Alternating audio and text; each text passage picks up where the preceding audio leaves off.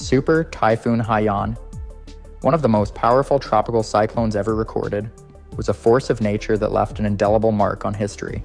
Formed in the western Pacific Ocean, Haiyan began as a tropical depression on November 3, 2013. As it moved westward, it rapidly intensified, gaining strength from the warm ocean waters and low atmospheric pressure. Within just a few days, it had transformed into a super typhoon, with winds reaching an astonishing 195 miles per hour, making it one of the strongest storms to ever hit the Philippines. Haiyan's sheer power became evident as it swept across the Pacific, growing in size and intensity. By November 7, 2013, the typhoon was classified as a Category 5 storm, the highest classification for a tropical cyclone. The storm's eye was remarkably large, and the surrounding clouds and wind patterns formed a terrifying sight on satellite images. The massive storm stretched for hundreds of miles, leaving a vast swath of destruction in its path. Despite the warnings and predictions, nothing could prepare the people of the Philippines for the devastating impact that was about to unfold. Haiyan's first signs of destruction became visible as it approached the Philippines. On November 8, 2013, the typhoon made landfall on the islands of Samar and Leyte in the eastern Visayas region. As the storm hit, it brought with it extreme winds, torrential rain, and catastrophic storm surges. The coastlines were pummeled by massive waves, and the winds whipped through the trees, tearing down buildings, power lines, and anything else in their path. The typhoon was so powerful that it caused severe damage across a wide area, including well-populated cities like Tacloban. The early hours of the storm were marked by chaos and confusion. Many residents of the affected areas had been warned in advance, but the full scale of Haiyan's destruction was impossible to comprehend. In Tacloban, one of the worst-hit cities, people scrambled to find shelter as the storm's winds picked up to terrifying speeds. The city, which sits on the coast, was particularly vulnerable to the storm surges, huge walls of water that accompanied Haiyan's landfall. As the typhoon passed, the storm's powerful winds, reaching speeds of nearly 200 miles per hour, left a trail of devastation. Entire villages were leveled, roads and bridges collapsed, and power outages affected vast areas of the country.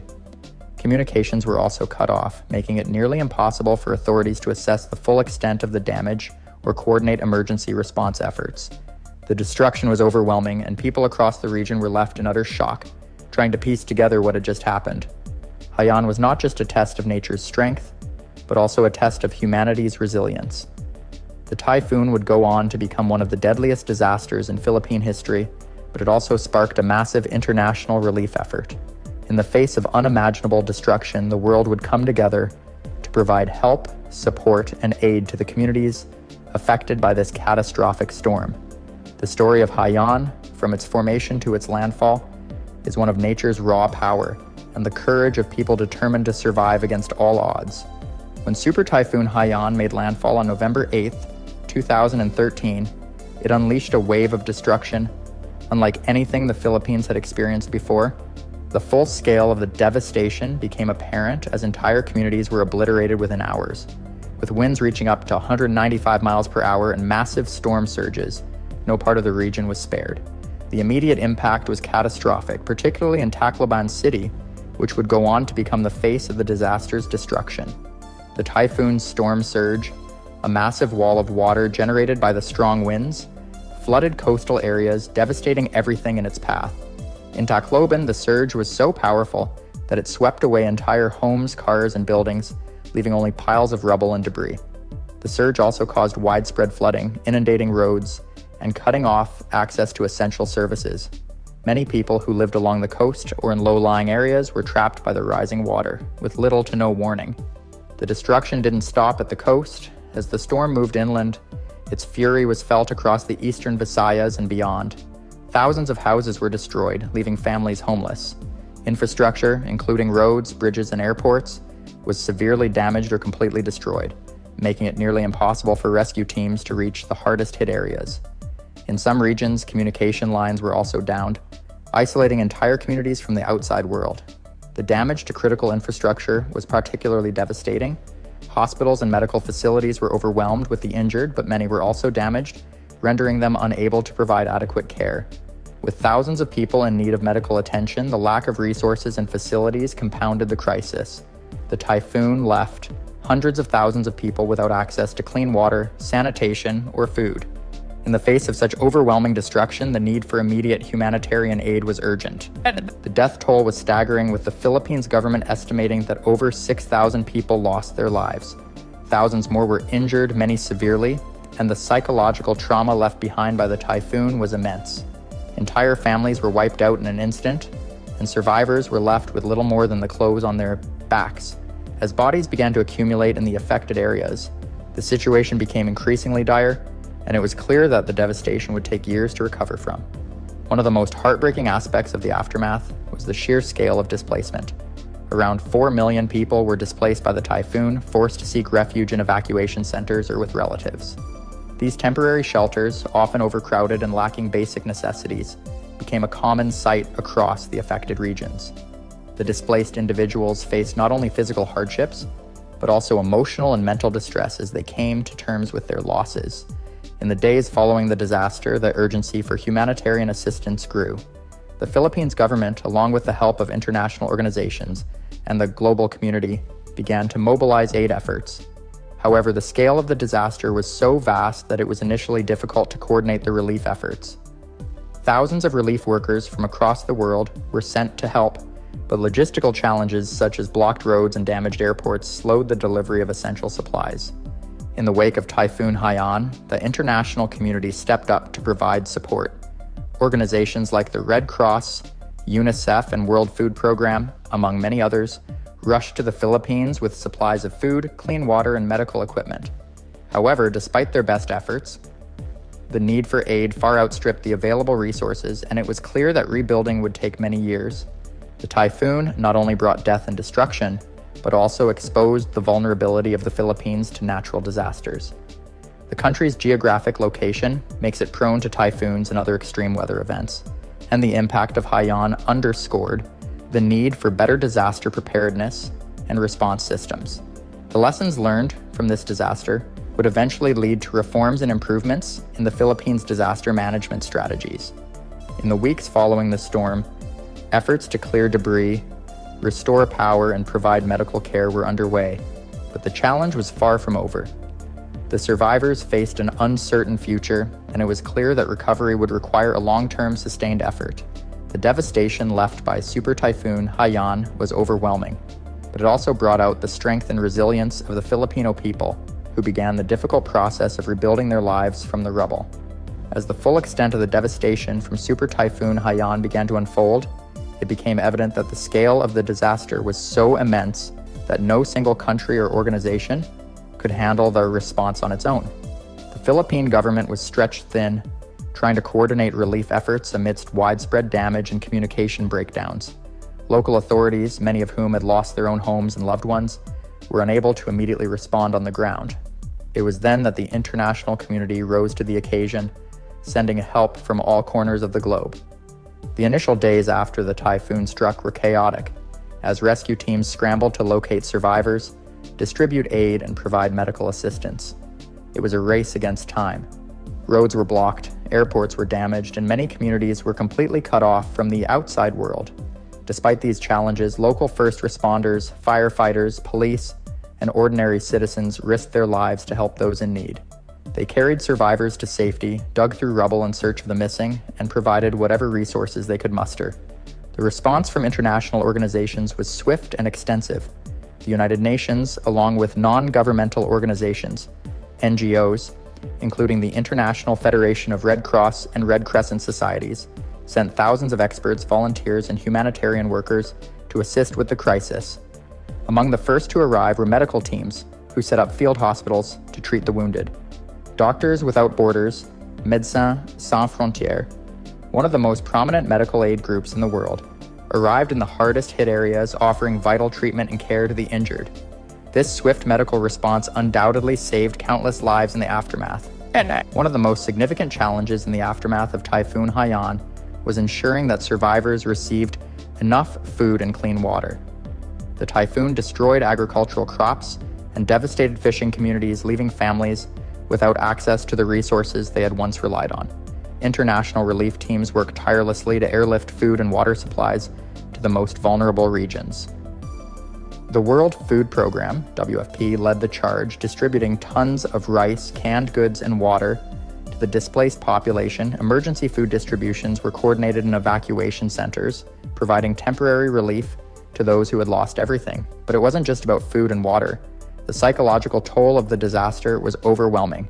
Survivors, many of whom had lost loved ones, their homes, and their livelihoods, faced a future filled with uncertainty and trauma. Mental health support was just as important as physical aid.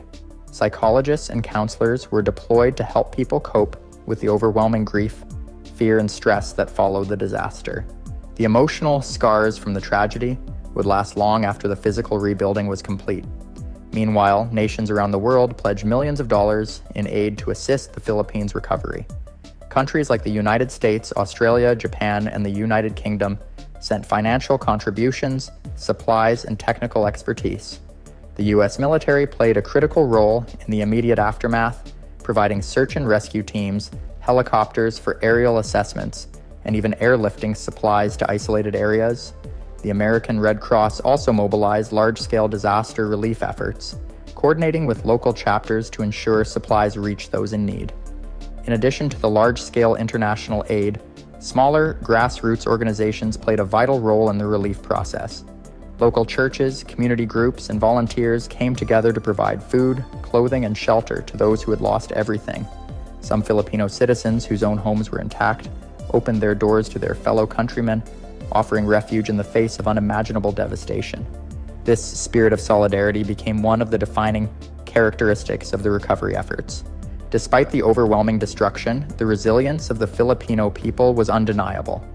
Even in the face of tragedy, survivors began to rebuild their communities, often with the assistance of local and international volunteers. In Tacloban, one of the hardest hit cities, people started to return to their homes as soon as it was safe to do so. Many families sought to salvage what they could from the rubble, making do with what little they had left. The Philippines government, alongside international partners, began to formulate a plan for long-term recovery, focusing on rebuilding infrastructure, restoring vital services, and improving disaster preparedness for the future. Throughout the recovery process, a critical lesson became clear: the importance of international cooperation. The Typhoon Haiyan response demonstrated how countries could work together in the face of a crisis to provide critical support to those who needed it the most. While the immediate devastation from the typhoon was devastating, the global effort to help the Philippines showed the world the power of unity and the strength that can be found in the aftermath of tragedy. As weeks turned into months, the tireless work of humanitarian organizations and local responders helped the Philippines recover in many ways. The emotional scars of the typhoon were deep, but the resilience and courage of the Filipino people, supported by the generosity of the global community, ensured that life would begin again in the wake of this unparalleled disaster. The heroism displayed by first responders, volunteers, and survivors proved that even in the darkest moments, hope and humanity can shine through. As the dust settled in the wake of Super Typhoon Haiyan, the task of rebuilding the devastated communities was only beginning. While immediate aid was essential in providing life-saving assistance, the true challenge lay in the long-term recovery efforts. Rebuilding homes, restoring infrastructure, and revitalizing the economy were monumental undertakings, but it was also an opportunity to address the vulnerabilities that had made the Philippines so susceptible to such a catastrophic disaster in the first place.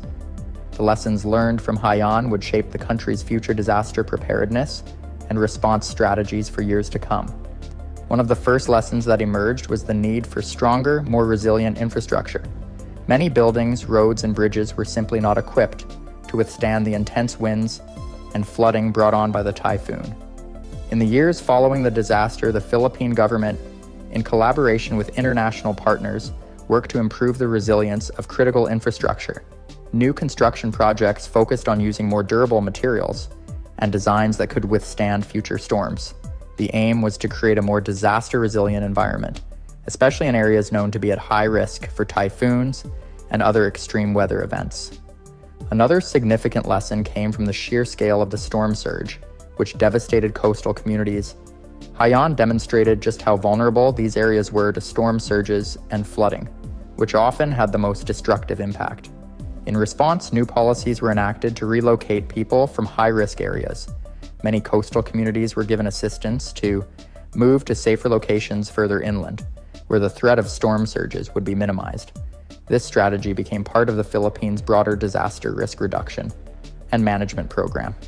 In the aftermath of the typhoon, the Philippines also took steps to strengthen its early warning systems.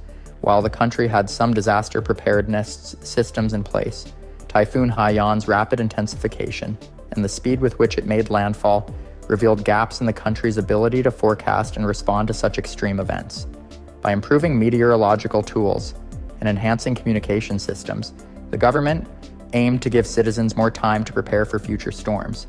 The installation of more sophisticated early warning systems, including mobile alerts and local evacuation procedures, would ensure that people in high-risk areas had the necessary information to act quickly when the next disaster struck. Moreover, the tragedy highlighted the importance of disaster preparedness education at the local level. Communities that had been trained in disaster response were often more resilient in the face of calamity.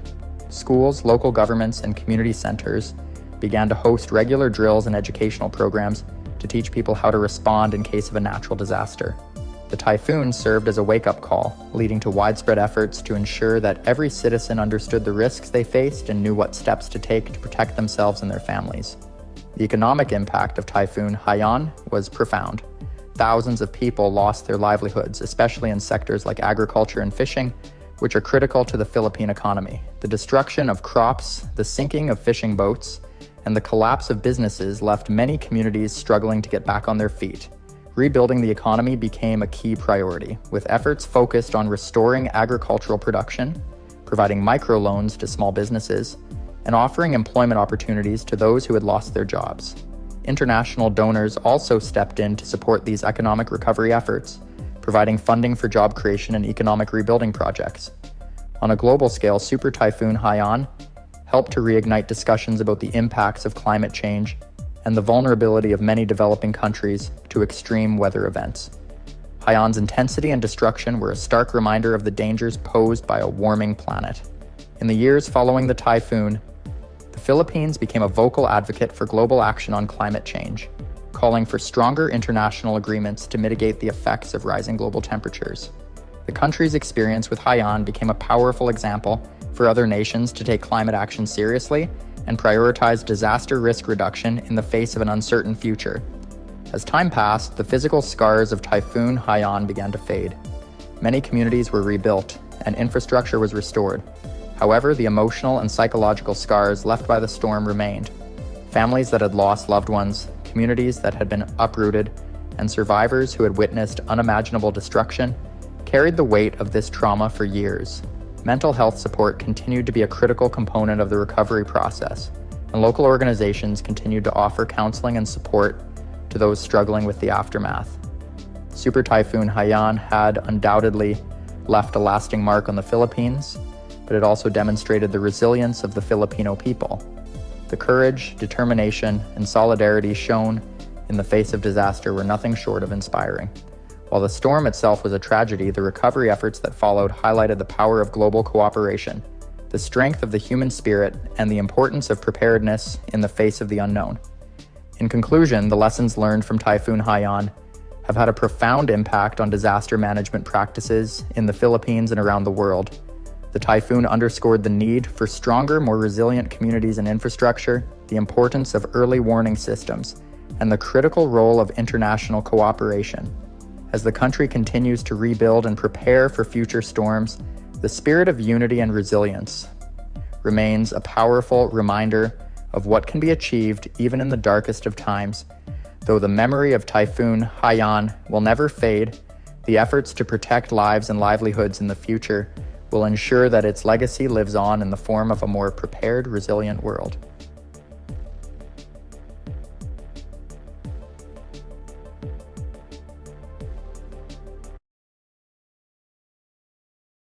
In the autumn of 1979, meteorologists monitoring the Pacific Ocean began to notice the early signs of what would become one of the most powerful tropical cyclones in recorded history. It all started with a tropical disturbance near the Marshall Islands. At first, it seemed unremarkable, a cluster of thunderstorms brewing in warm ocean waters. But as the system began to organize, meteorologists could see it was no ordinary storm. The warm waters of the Pacific Ocean, combined with favorable atmospheric conditions, provided the perfect environment for the disturbance to develop. Sea surface temperatures in the region were unusually high, exceeding 80 degrees Fahrenheit, creating a vast reservoir of energy.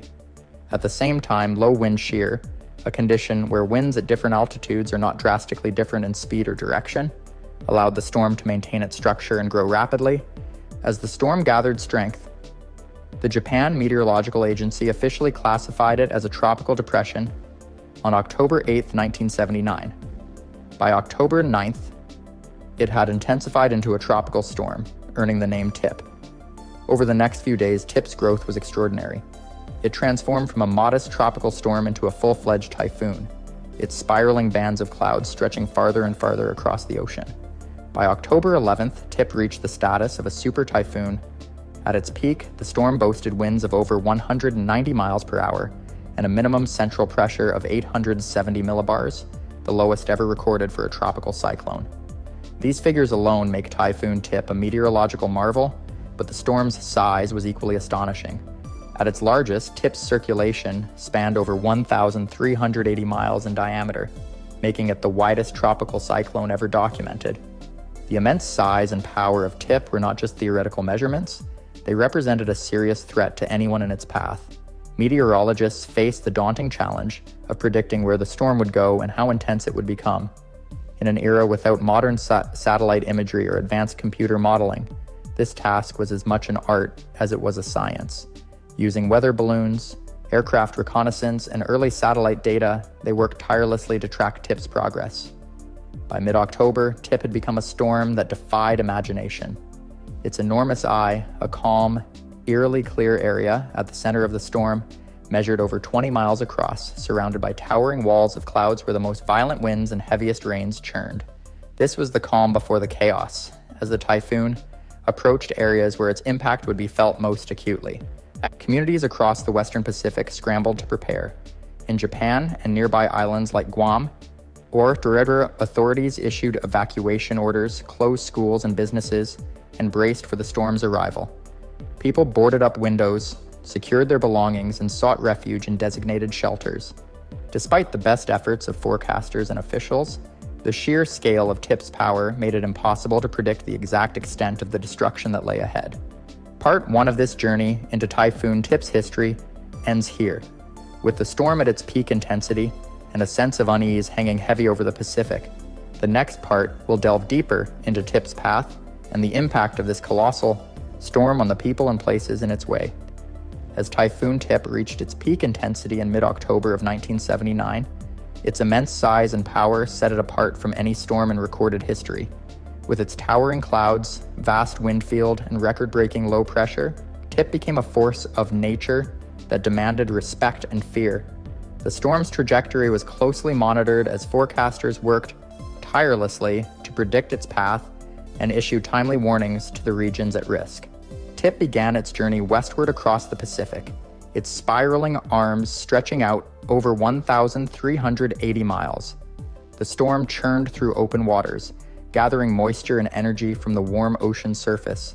While the storm's eye remained a quiet center of calm, the surrounding eye wall was a region of unrelenting chaos. Wind speeds soared to over 190 miles per hour, accompanied by torrential rains that poured down in sheets, obscuring visibility and creating treacherous conditions for ships at sea. As the storm moved closer to land, the Japanese island of Guam found itself in Tip's vast outer reach. Although the island was spared a direct hit, it still faced strong winds, heavy rains, and rising seas. Coastal areas were inundated by storm surges, forcing evacuations and leaving residents grappling with power outages and flooded homes. Fishermen scrambled to secure their boats, and emergency responders worked around the clock to protect lives and property. While Guam experienced only a glancing blow, Japan's southern islands braced for the storm's full impact. Typhoon Tip shifted slightly northeast, sparing the most populated regions a direct hit, but still unleashing its fury on the Ryukyu Islands. Strong winds tore through towns, toppling trees and power lines, while torrential rains caused landslides that buried roads and threatened entire villages. At the same time, the storm's massive circulation caused ripple effects far beyond its immediate path. In the Philippines, hundreds of miles away, Heavy rains brought by Tip's outer bands triggered flash floods and displaced thousands of families. The storm's sheer size meant that even areas not directly in its path felt its influence, underscoring the far-reaching impact of such a powerful system. Tip's eventual landfall came on October 19, 1979, in Japan's Shikoku region. By this point, the storm had weakened slightly from its record-setting peak, but it remained a formidable typhoon, with winds exceeding 120 miles per hour. Coastal towns bore the brunt of the storm surge, which swallowed entire stretches of shoreline, destroying homes and businesses in its wake. Farther inland, rivers swelled beyond their banks, inundating fields and towns and forcing thousands of residents to flee to higher ground. Throughout the chaos, stories of survival and resilience emerged. Families huddled together in shelters, clinging to hope as the storm raged outside. Emergency services worked tirelessly to rescue stranded residents, wading through floodwaters and navigating debris-strewn streets. The storm's impact on infrastructure was severe, with countless buildings reduced to rubble, roads rendered impassable, and communication networks disrupted. As Tip moved inland and began to lose strength, it left behind a trail of destruction that stretched for hundreds of miles. In the storm's wake, survivors emerged to assess the damage and begin the long process of recovery. Yet even as the winds died down and the rain subsided, the true scale of the disaster was only beginning to become clear. Next, we will explore the aftermath of Typhoon Tip, delving into the human toll, the challenges faced by those left in its path, and the lessons learned from this unprecedented storm. When Typhoon Tip finally dissipated in late October of 1979, the devastation left behind was staggering. Entire communities were unrecognizable, transformed by the relentless winds, rain, and storm surges that had accompanied the storm's passage. For the people who had endured its wrath, the aftermath was a time of reckoning, survival, and rebuilding. In Japan, the storm's impacts were most severe in the Shikoku and Honshu regions. Entire neighborhoods had been submerged by flooding, with homes and businesses reduced to soggy ruins. Farmlands, which were the lifeblood for many communities, were devastated as rivers overflowed, carrying away crops and livestock. Coastal towns suffered extensive damage, with fishing fleets destroyed and ports rendered unusable. One of the most immediate concerns was the displacement of thousands of residents. Shelters quickly filled with families seeking refuge, many of whom had lost everything. In the days following the storm, emergency response teams worked tirelessly to deliver food, clean water, and medical aid to the affected areas. However, the sheer scale of the disaster made it a daunting task. Roads were blocked by landslides and debris, making it difficult for supplies to reach remote locations. The human toll of the storm was deeply felt. Dozens of lives were lost, and many more were injured. Hospitals were overwhelmed with patients suffering from storm-related injuries, and there was a growing concern about the spread of waterborne diseases due to the contaminated floodwaters. Volunteers and aid organizations rallied to support those in need, but the emotional scars of the disaster were evident in every survivor's story. Beyond the immediate challenges, the long-term effects of Tip were profound. Infrastructure across the region was severely damaged, with roads, bridges, and power lines needing extensive repairs. In some areas, it took weeks or even months to restore electricity and clean water. Schools and public buildings that had been used as evacuation centers required significant renovations before they could reopen. Environmental damage was another pressing issue. Forests along the typhoon's path were left in shambles, with uprooted trees scattered like matchsticks. Coastal erosion altered the landscape, and the storm's intense rainfall led to soil destabilization, increasing the risk of future landslides. Efforts to clean up and repair the damage required coordination between local governments, national agencies, and international aid organizations. As the recovery unfolded, stories of resilience and solidarity emerged. Communities banded together to clear debris, rebuild homes, and support one another through the hardships. Local leaders organized fundraisers and donation drives, while neighboring regions sent resources and manpower to assist in the recovery efforts. Despite the immense challenges, there was a collective determination to overcome the disaster and restore a sense of normalcy. In the months that followed, meteorologists and scientists analyzed Typhoon Tip's unprecedented strength and impact. Its record-breaking size and intensity highlighted the need for improved forecasting technology and disaster preparedness. Governments across the Pacific region began reassessing their emergency response strategies, seeking to learn from Tip's devastating lessons to better protect their citizens in the future. As we wrap up, we will reflect on the legacy of Typhoon Tip, examining how it changed our understanding of tropical cyclones and the ongoing quest to predict and mitigate such powerful forces of nature. Typhoon. Tip's story did not end when its winds subsided or the floodwaters receded. Instead, the storm left an enduring legacy, one that reshaped our understanding of tropical cyclones and the ways we prepare for natural disasters. In the decades since Tip's unprecedented arrival in 1979, its lessons have influenced meteorology, disaster management, and public awareness in profound ways. One of the most significant impacts of Typhoon Tip was its contribution to meteorological science. At the time, the storm's size and intensity were unparalleled, pushing scientists to study its unique characteristics.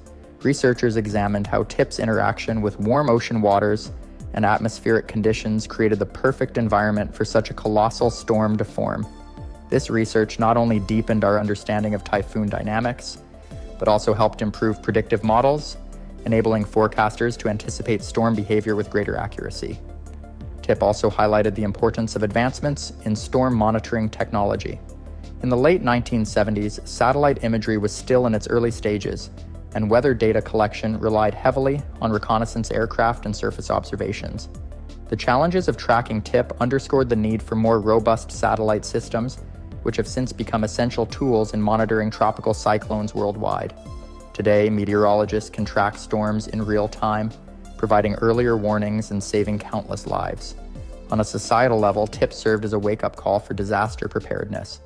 Communities and governments across the Pacific Basin recognize the critical importance of early warning systems, evacuation protocols, and infrastructure resilience.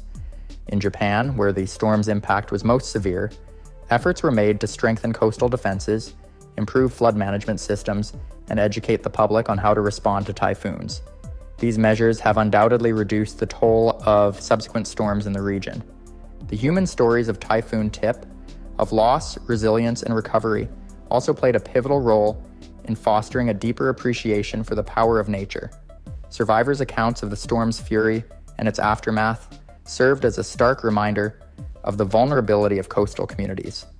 These narratives helped galvanize support for stronger disaster response programs and greater investment in community preparedness. Globally, Tip's record-breaking intensity became a benchmark in the study of tropical cyclones. The storm's name remains synonymous with extreme weather, and its place in history has influenced how we perceive and respond to similar events. It also spurred international collaboration among scientists, governments, and organizations working together to mitigate the impacts of future storms. While Typhoon Tip was a natural disaster of immense destruction, its legacy is also one of progress and resilience. The storm's unprecedented power challenged humanity to rise to the occasion, to learn from the devastation, and to build a future where we are better equipped to face the forces of nature. The advancements in meteorology, disaster management, and community preparedness that followed in Tip's wake stand as a testament to our ability to adapt and endure. As we reflect on the history of Typhoon Tip, we are reminded of the duality of nature's beauty and its potential for destruction. It is a call to action to respect the environment, prepare for the unpredictable, and remain steadfast in the face of adversity. Typhoon.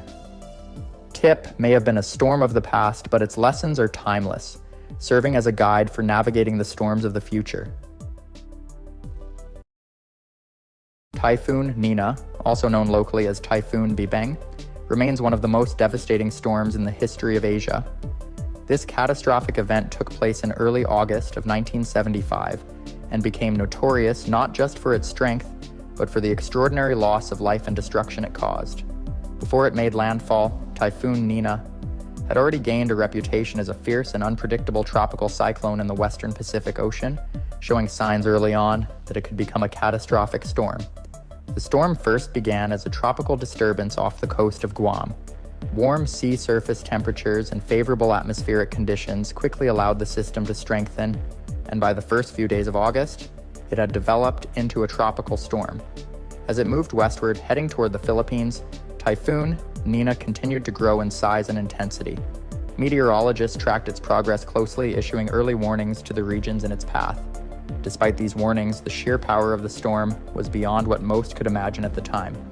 By the time Nina reached typhoon status, its wind speeds had accelerated dramatically. Reports later estimated that the winds at the center of the storm exceeded 120 miles per hour. As it barreled closer to the archipelago, the people of the Philippines braced for impact. The storm was moving fast, its wide wind field sweeping across the sea, pushing massive storm surges toward the coastal areas. On August 6, 1975, Typhoon Nina made landfall on Luzon, the largest and most populous island in the Philippines. It slammed into the northern regions with incredible force, bringing torrential rains, powerful gusts, and life-threatening storm surges that overwhelmed entire communities. The rains were so heavy that they caused massive flooding within hours of the storm's arrival. Coastal villages were some of the first to feel the brunt of the storm, with homes, businesses, and crops being swept away by the winds and water. But what made Typhoon Nina especially catastrophic was not just the immediate damage. As it moved inland, it triggered a series of events that would turn this typhoon into one of the most tragic natural disasters in the nation's history. After wreaking havoc in the Philippines, Typhoon Nina continued on its deadly path, leaving widespread devastation in its wake. But the storm was far from over, and its next target was even more populous. After crossing the island of Luzon, Nina weakened slightly as it moved into the South China Sea. However, the warm waters there allowed the storm to quickly regain strength, setting its sights on the southeastern coast of China. What started as a disaster for the Philippines was about to become an international catastrophe impacting millions across Asia. As the storm gained momentum, the people of China were ill-prepared for the scale of destruction that was about to strike. By early August, weather agencies in China had issued warnings for the coastal provinces, urging citizens to brace for severe flooding and landslides. Despite these warnings, the country's infrastructure, especially in rural areas, was not equipped to handle the sheer power of the approaching typhoon. On August 8, Typhoon Nina made landfall in mainland China, striking the Fujian province with full force. The winds, exceeding 120 miles per hour, tore through cities and villages alike.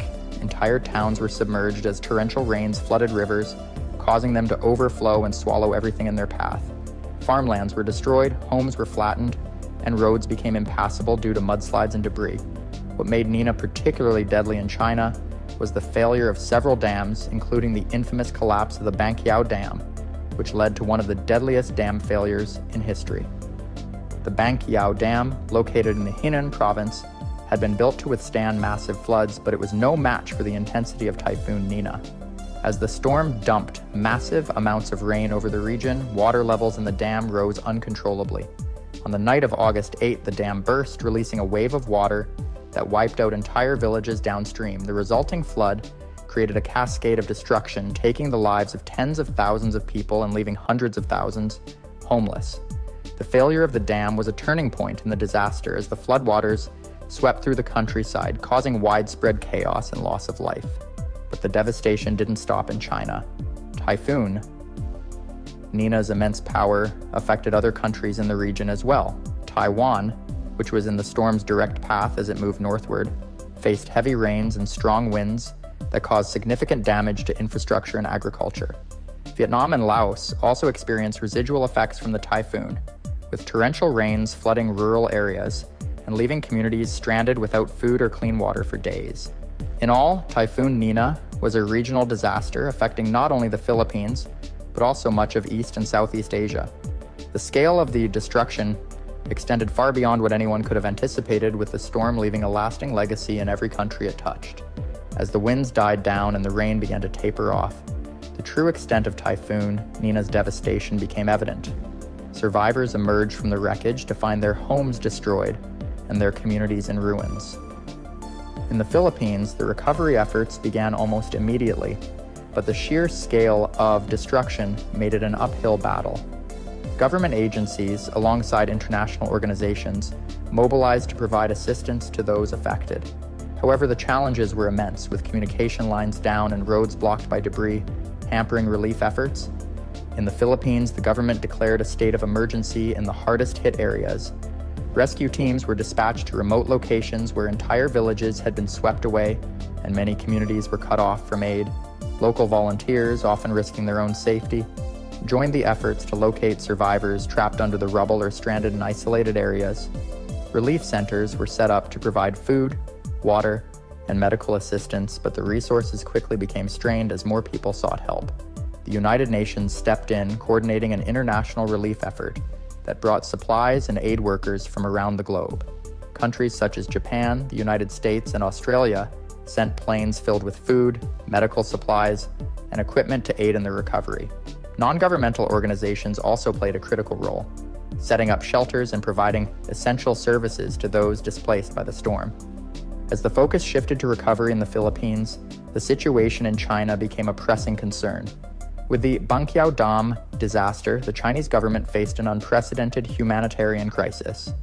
The immediate priority was to search for survivors and provide medical care to the injured. Rescue teams were deployed to the hardest-hit areas, where entire neighborhoods were submerged. Reports indicated that local hospitals were overwhelmed, struggling to care for the thousands injured in the disaster. In the wake of Typhoon Nina, the Chinese government launched a comprehensive recovery and rebuilding plan. Emergency funds were allocated to help communities recover and rebuild infrastructure. Schools, hospitals, and homes were prioritized for reconstruction, but the task was daunting.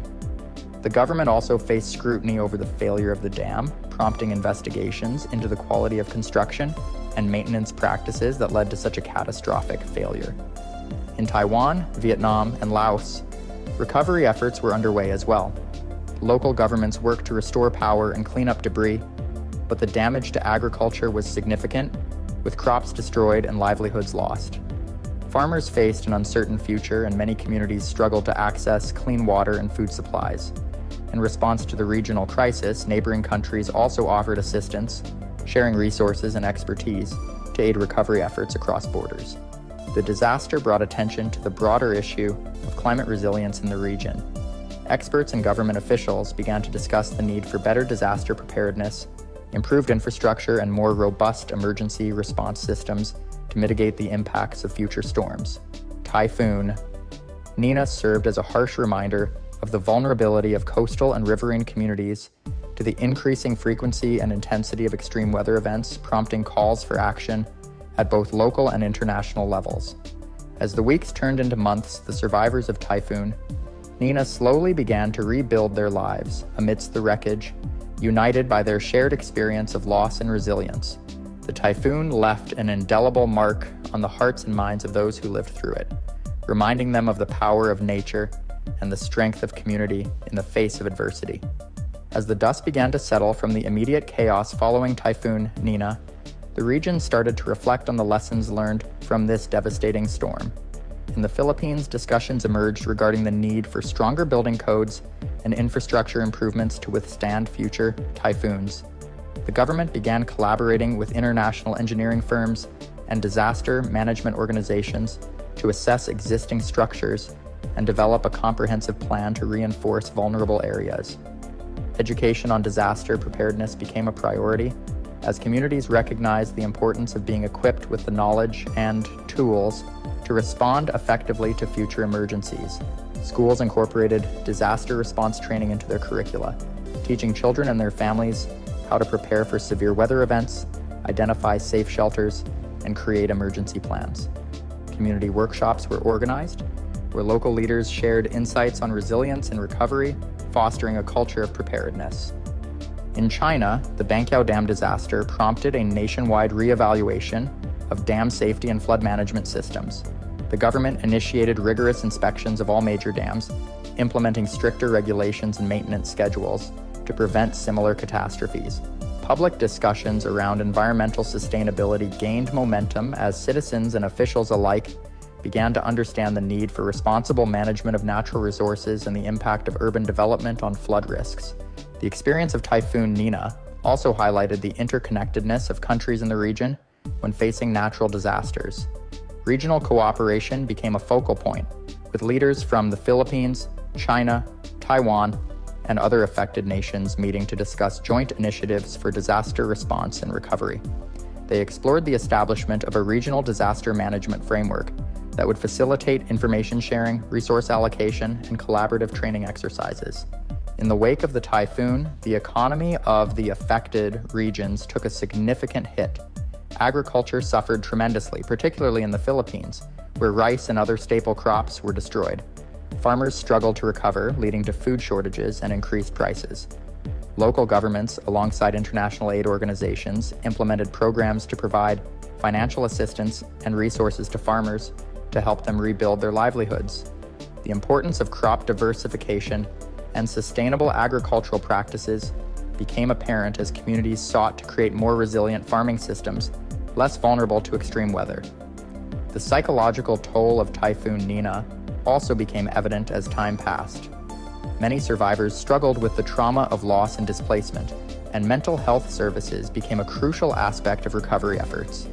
Organizations trained mental health professionals to support affected individuals, providing counseling and therapy to help communities heal. The process of recovery was not just physical, but also emotional, as people learned to cope with the lasting impacts of the disaster. As the years went by, the lessons learned from Typhoon Nina shaped policy decisions and community initiatives across the region. The storm served as a wake-up call to governments, organizations, and individuals about the urgent need for disaster preparedness and resilience in the face of a changing climate. Communities became advocates for their own safety, demanding better infrastructure and more robust emergency response systems, fostering a sense of agency and empowerment. In retrospect, Typhoon Nina was a catalyst for change, driving a shift in how the region approached disaster risk management. It underscored the significance of preparedness, community engagement, and international cooperation in building a more resilient future.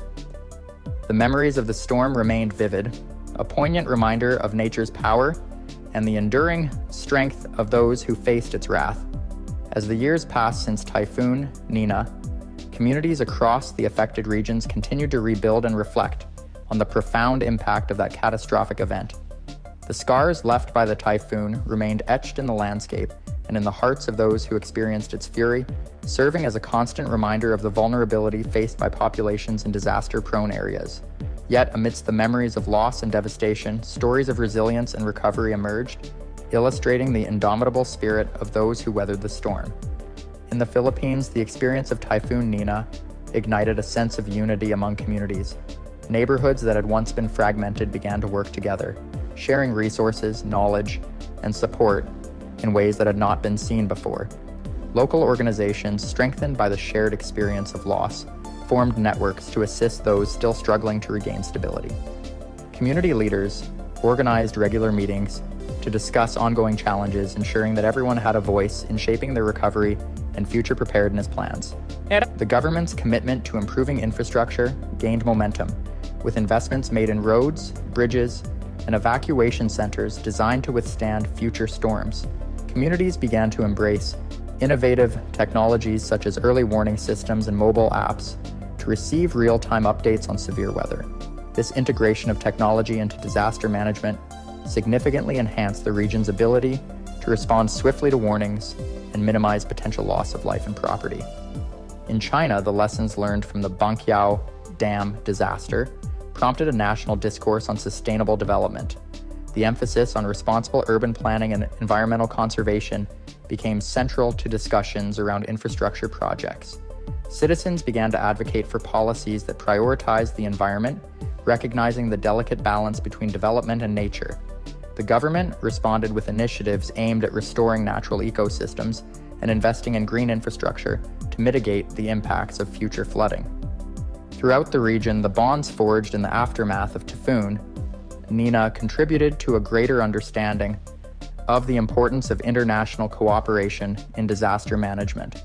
Countries across Asia began to share knowledge, resources, and best practices, forming partnerships that transcended borders. Joint training exercises and simulation drills were organized to prepare for future natural disasters, fostering a sense of solidarity and shared responsibility among nations. As communities rebuilt, there was a renewed focus on mental health support. Survivors who had endured trauma received the necessary resources to process their experiences and find healing. Mental health professionals worked tirelessly to ensure that individuals felt supported and understood, facilitating community workshops that emphasized the importance of emotional well-being. The collective healing process became a testament to the strength of community bonds as people learned to lean on one another for support. In schools, children who had lived through Typhoon Nina were empowered to become advocates for disaster preparedness. Educational programs incorporated lessons about climate change, environmental stewardship, and safety protocols, ensuring that the next generation would be better equipped to face the challenges posed by natural disasters. Young voices emerge as powerful agents of change, driving conversations about sustainability and resilience within their communities. As Typhoon Nina faded into the past, its legacy continued to shape policies, practices, and mindsets across the region.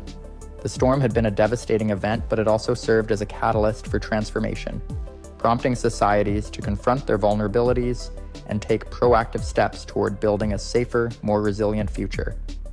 In reflection, Typhoon Nina taught invaluable lessons about the power of community, the importance of preparedness, and the need for collective action in the face of adversity. As people moved forward, they carried with them the memories of those who had been lost, honoring their stories by creating a future that prioritized safety, resilience, and unity. The echoes of Typhoon Nina would forever resonate in the hearts of those who lived through it, reminding them that even in the face of nature's fury, hope and strength could rise anew.